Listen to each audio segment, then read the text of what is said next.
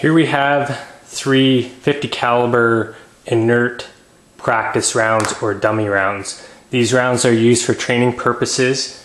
They are used in the Browning 50 caliber machine gun, the Barrett sniper rifle, and various other 50 caliber weapon systems. So as you can see, the casings all have holes that are drilled through them, as well as on the back there is no primer. It's a solid casing.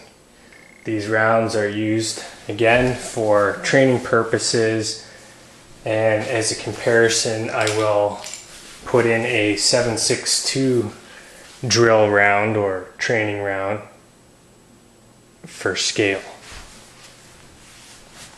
50 caliber dummy rounds or inert training rounds.